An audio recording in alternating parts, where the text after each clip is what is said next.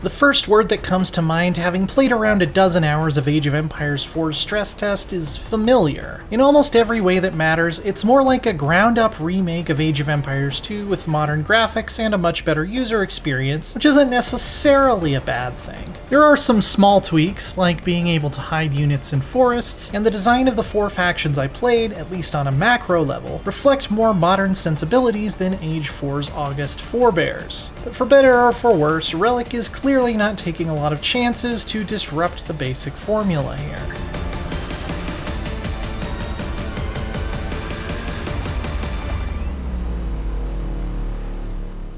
To be fair, the 4 playable factions in this build were among the most conventional in Age of Empires 4. The English, specifically, have been designed to feel the most familiar to Legacy series players. We haven't yet been able to get our hands on the nomadic Mongols or the versatile Rus, which may mix things up a bit more like I was hoping. Out of the factions available, the Chinese were probably the most distinct and my overall favorite. Their support unit, the Imperial Official, can be used to passively increase your gold income by collecting taxes that slowly build up in all of your base structures, or by directly supervising buildings to increase their output. You're limited to 4 at any given time, meaning it never became a micromanagement nightmare, and I really liked how I could take a very direct hand in how I used them, or just let them wander off and do their own thing. It's a mechanic that rewards investing your attention, but doesn't harshly punish you for forgetting it exists. The Abbasids and the Holy Roman Empire both encourage making very dense urban cores. For the former, each building connected in an unbroken chain to your main tech center, the House of Wisdom, contributes to unlocking golden ages which boost your economy significantly. In the case of the latter, landmarks can be built that increase the durability of all structures in their radius, and their town centers even have an emergency repair ability that will restore some health to nearby buildings without having to use villagers.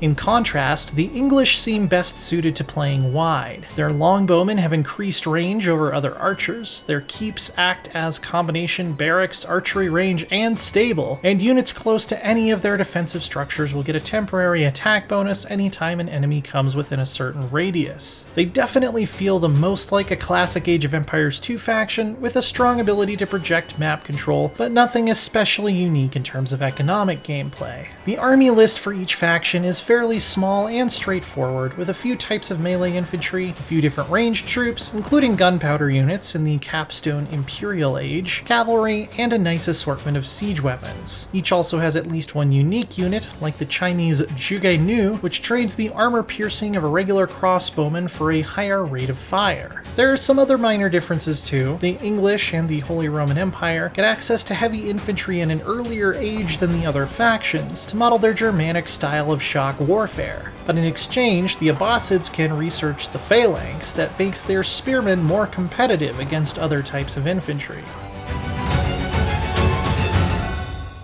When these units meet on the battlefield, it's time to party like it's 1999. You're still limited to 200 population, split as you like between civilians and soldiers. Units are trained one at a time, with the exception of one late game building for the HRE that can build 5. This scale felt epic and compelling when I was a kid, but after decades of Total War and similar games, these battles often feel more like skirmishes. I found myself wishing that maybe they would have at least made the base military unit a squad of a handful of fighters rather than an individual to give an illusion of greater grandeur. The graphics are definitely nice, but they're not going to drop any jaws in this day and age, especially the unit models. From what I've seen so far, how you feel about Age of Empires 4 is going to depend heavily on how interested you are in a very polished, faithful reimagining of a 22-year-old RTS. That's not to say I didn't enjoy myself. I definitely smiled as I pulled off an ambush using high ground, or defended the Great Wall of China with fire and steel. And I don't really miss how bloated Age of Empires 3 feels in comparison, as it tried to cram in way too many ideas at once. But there's very little that seems truly new here. Maybe when I get my hands on the Mongol hordes, all of that will change. For more on Age of Empires 4, check out the official gameplay trailer and the game overview trailer. And for everything else in the world of strategy games, stick with IGN.